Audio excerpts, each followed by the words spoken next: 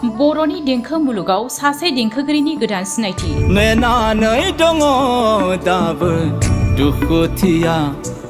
उन्दै बैसोनिफ्रायनो मेथाइ रोजाबगिरि जानायनि आद्रा सिमांखौ बैसो बारनानैब्लाबो जाफुंसार खालामनायनि थांखि। रोजा रोजा दावहारुफ्रा जिउ खोमानांबाय। इन्जिनियार साख्रिखौ गारब्लाबो मेथाइ रोजाबनायखौ गारनाय नङा। बिथाङानो जाबाय अनसुमै लाहारी। आंखौ जुदि बुङोब्ला सोरबा नोंथाङा साख्रि मावनानै साबसिन मोनो ना मेथाइ खननानै साबसिन मोनो होनना बुङोब्ला आङो बुंगोन मेथाइ खननानैसो साबसिन मोनो। माबेबा मोनसेखौ नागारनो हायो नामा होनना बुङोब्ला आं बेखौनो बुंगोन, आं गानखौ नागारनो हाया। गाननि थाखाय आङो जाबो खालामनो हागौ आङो। अनसुमै लाहारीनि मिलौदो गाराङाव हारि जांख्रिथायनि दोंसे बाख्नायथाव मेथाइ।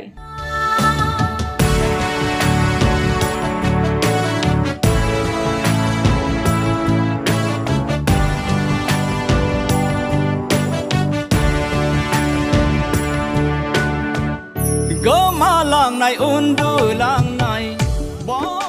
उदालगुरि खैराबारिनि थागिबि आरो आथिखालाव क'क्राझार सहरनि रुपनगरनि थागिबि सोनाब बंग रायजोआव एक्जिकिउटिभ इन्जिनियार खामानि मावनायनि गेजेरजोंब्लाबो मेथाइ रोजाबनायाव नांथाबदों अनसुमै लाहारीया।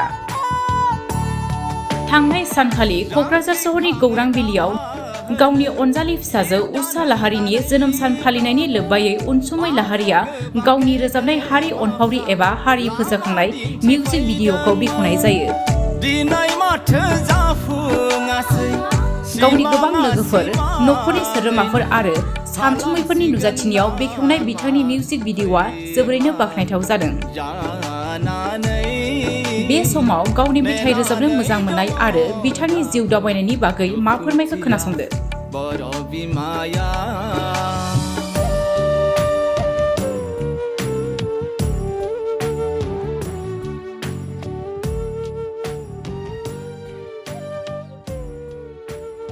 आं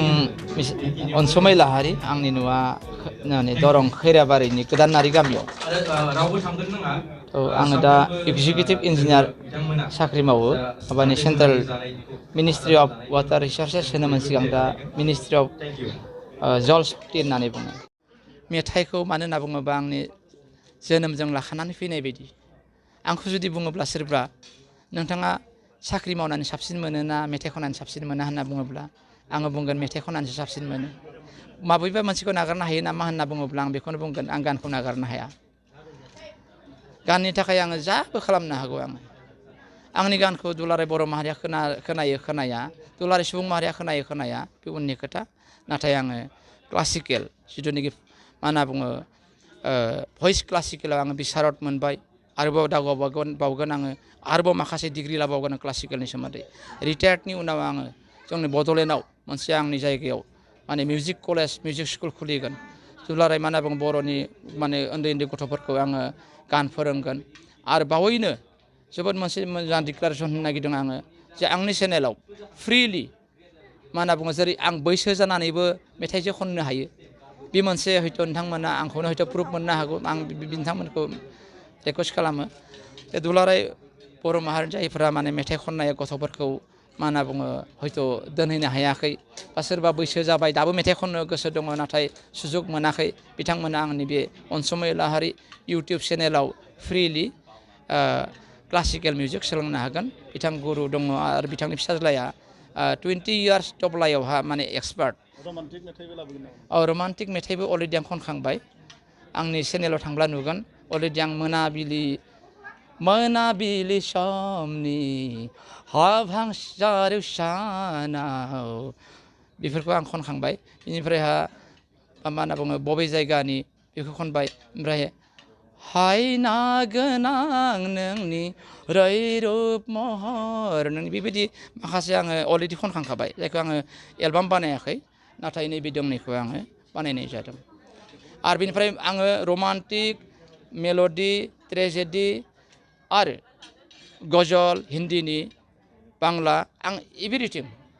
आं मा होनना बुङो बे मा होनना बुङो बे राहात फाथि आलाइ खाननि जिथुनाखि जोबथारनाय स्केलसिम बेसिमबो आं दा हानाय जाहैबाय, गुदिसिमबो हानाय जाबाय। माने आं गावखौनो गाव बुजि मोनाखै, माने क्लासिकेल लानायनि उनाव हयथ' बेफोर जादों खोमा। डेभेलप आं खालामगोन आरोबाव। आं नाजालांबाय थागोन बेबायदि आंना एम दङ आरो मोनफ्रोमबो टाइपनि गान खनगोन मिनिथाव बा रमान्टिक बा मडार्न सं बा जांख्रिथायनि मेथाइ बर' थुनलाइनि मेथाइ आरोबाव आङो बिदि दिहुनलांबाय थागोन बे आंनि थांखि आरो नोंथांमोननि प्रेजेन्सआव दिनै आंनि बे फिसाजोनि बार्थडे बेखौ फालिनो हाबाय आरो आं जे दोंनै माने सं दिहुनदोंमोन आंनो लिरनाय आंनो सुजुनाय आंनो खननाय दोंनै भिडिअ एलबाम मोनसेया बर' थुनलाइनि सोमोन्दै मोनसेया जाबाय जोंनि बड'लेण्ड मा होनना बुङो जांख्रिथायनि सोमोन्दै बेखौ दासो नोंथांमोननो देखायखाबाय दा आं मोनसे आंनि इन्ट्रडिउसाय टाइमखौ आं उनसंबाय लांबाय आंनि न'आ आरो अरिजिनेलि खैराबारि गोदानारि गामियाव उन्दै समनिफ्रायनो बर' हारिनि राव हारिमुखौ मोजां मोनो राव थुनलाइखौ मोजां मोनो उन्दै समनिफ्रायनो मेथाइ खननो जोबोद गोसो दंमोन नाथाय न'खरनि हाल सालनि थाखाय आङो आंनि मेथाइ खननो नाजानाय लुबैनाया जोबोद गोबाव जालांबाय आं जोबोद खस्थ'नि गेजेरजों आङो मेट्रिकखौ पास खालामदों बेनिफ्राय आंनि गानाव फैनोसै आङो गानखौ जे एसेबां मोजां मोनोमोन बेनि सोमोन्दै साख्रिनि सोमोन्दै बुंनायाव गाननि सोमोन्दै आङो गानखौ जेब्लानाखि मोजां मोनो न'खराव हारम'नियाम बायनो फैसा गैया आंनि आदाया गंसे फुराना हारम'नियाम दंमोन बेयाव सम सम दामोमोन आं बेयावनो सम सम दानफाबाय थायोमोन लोगोआवहा खिन्थु आङो सोलोंनो खाबु मोनाखै सानसेखालि जेब्लानाखि डिप्ल'मा फरायनो थाङो गुवाहाटीयाव आङो अब्ला आङो आदाखौ बुंदोंमोन आङोथ' डिप्ल'माबो फरायगोन इन्जिनियारबो जागोन आङो सिंगारबो जागोन नाव मिनिदोंमोन नोङो एसेबां देरनानै मा गान सोलोंबावनो आरो ओमफ्राय जोङो नोंनो दंफां फाननानै हा फाननानैसो नोंखौ फरायहोगोन गुवाहाटी बायदि सहराव आरो जोंनि सायाव एसेबां आसा नोङो गान खननानै सिनेमा नायनानै नोङो मा सिंगार जानो ओमफ्राय आङो बेयावबो आंहा मोनसे काहानि दं प्रथम इयाराव आङो 1992आव आङो फरायनो नागारनानै खारदों आरो मा न'नि मानसिफ्रा जेब्लानाखि बुंबाय जे नोंनो फैसा हरला नोङो जुदि गान खनमारोब्ला हारम'नियाम बायखोमाना लादोंमोन थारमाने सिरि सिरि आङो जेब्लानाखि गुवाहाटीयाव फरायनो थाङो हारम'नियाम गंसे बायनायखौ खोनानानै न'नि मानसिफ्रा नोंनो फैसा हरला होनबाय आरो मा ओमफ्राय फैसा हरला नालाय आंबा फरायलाबो आंथ' मेना आंना गानबो जानांगौ डक्टर बा इन्जिनियार माबा मोनसे जानांगौ सिंगारथ' जाखानांगौ आं उन्दैनिफ्राय जानो मोनाखै जानांगौ बिनिफ्राय फरायनायखौ नागारनानै 1 बोसोर खारना थाहैबाय आङो बायदिसिना जायगाफ्राव बिनिफ्राय जाफुङाखिसै मानसिफ्रा बुङो जे खारनानैबो मानसिफ्रा गिदिर गिदिर सिंगार जायो आं गिदिर गिदिर सिंगारफोरनि हिन्दी सिनेमाफोराव काहानिफोरखौ नुयो खिन्थु आंनि खाफालाव बिदिया जुफियाखिसै मालाबा आं हटेलावबो थादों शिलंनि जितु हटेल पल' टावार बेयावबो आङो वेटार मावदोंमोन 6 मास खिन्थु आङो नुबाय जे शिलंनि गथ'फोरा मालाय मा होनना बुङो टाइ गाननानै स्कुलाव थांगासिनो दङ कलेजाव थांगासिनो दङ आंहा मा जागोन खाफाला आंथ' सिंगारबो जानो हाला हटेलावसो खामानि मावगासिनो दङ इन्जिनियाराबो जायाखिसै बेनिफ्राय हटेलखौ नागारना फैनानै आङो न'आव फैफिनदोंमोन 1 बोसोरनि उनाव न'आव फैनायाव आंखौ आदामोना नाख्रांदों आइया गाबदों नोंखौ इन्जिनियार फरायनो हरनाया नोङो बाहेरायाव मा खालामहैया होनना बुंबाय आं आरो सिंगार जाला गानबो खनला हारम'नियामबो दामला होनबाय फरायफिननाय जादों आरो नेक्स्ट इयारावहा आदामोना हगारहरबाय बे दिननिफ्राय नाथाय आङो सिरि सिरि गोसोआव जि माने गाननि बाथ्रा खुगायावसो बुंदों आदामोनखौ आं आरो गान खनला होननानै नाथाय आं नागाराखै सिरि सिरि आङो गान खनखोमाबाय थायो सोलोंबाय थायो बिनिफ्राय फरायनाय समावथ' थाखा फैसानि एसे अभाब मोननानै हायाखै साख्रि मावनायनि उनाव आङो कलकातानि बिथां जगदीश चक्रबर्ती गीताश्री मिउजिक कलेजनि बिथां गुरुखौ लोगो मोनो बिथांखौ आं सोङो जे आं सोलोंनो हागोन ना हाया आंथ' दा बैसो जाबाय आंनिया बे समाव आंहा 32 इयार्स जाबायमोन आरो मा होनना बुंबाय गीताश्री मिउजिक कलेजाव फैयोब्ला सोलोंनो हागोन उन्दै उन्दै गथ'फोरजों सोलोंफानांगोन आं बुंबाय सोलोंनो हानाय नङा बे फाराक्का बेरेज प्रजेक्टआव साख्रि मावो बेनि खोथा आरो मा बेनिफ्राय बिथांखौ आं बुंबाय नोंथाङा आंनि क्वार्टारावनो फै आं जेराव साख्रि मावदों जे क्वार्टाराव आं थायो बेयावनो फै आं हारम'नियाम गंसे बायनोसै नोंथाङा आंखौ बेयावनो क्लासिकेल फोरों गान फोरों मा फोरों आंखौ सिंगार बानायनांगौ आङो सिंगार जानांगौ ओमफ्राय बिथाङा आंखौ फैयै दिनै आङो मा होनना बुङो बिथांनि नाजानायाव